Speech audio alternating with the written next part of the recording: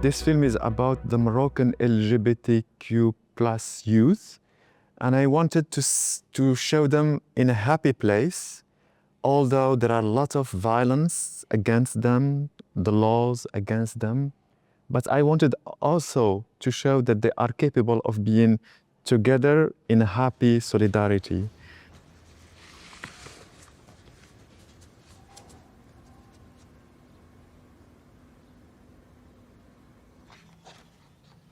The idea came from Instagram.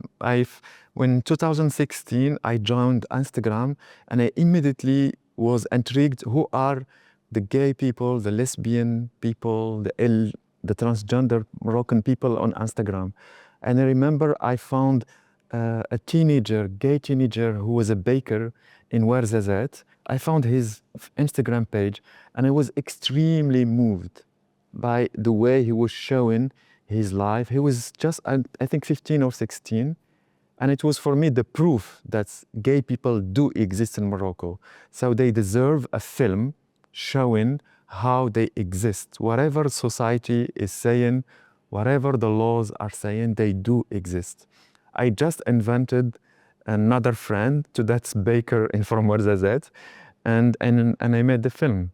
The film is set in Cabo Negro, and Cabo Negro is in the north of Morocco, and that's where the very, very rich people, Moroccans, go to during the summer. So I wanted these two students from poor backgrounds to be in a place of power.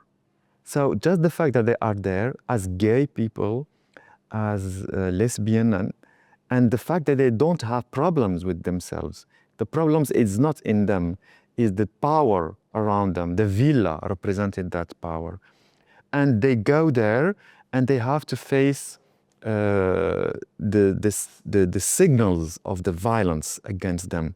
So there are these two things in the film.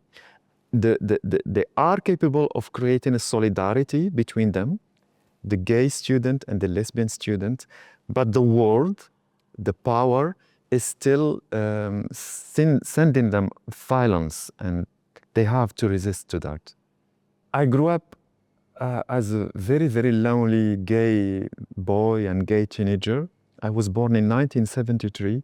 I had no gay friend, and that's, I think it's miserable, very sad.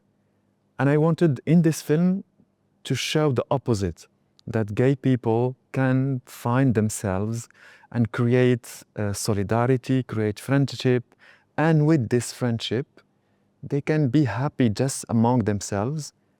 And with this friendship, they can also resist the world, the violence of the world, the racism, the homophobia, the transphobia.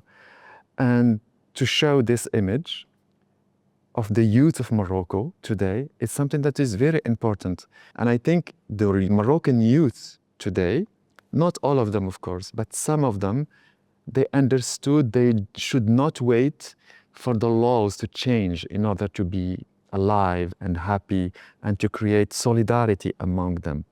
And that's what the film is about. That space, the LGBTQ people in Morocco, the youth ones, are already creating. The power is still silence, but that doesn't mean that these people, young people, are waiting. They are already living and reinventing what is gay beauty, what is gay Moroccan.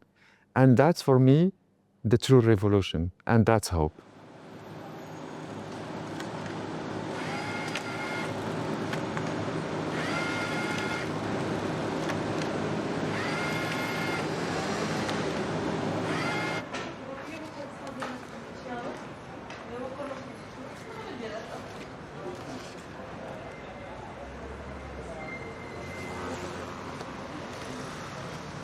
شنو سميتها؟ نجا.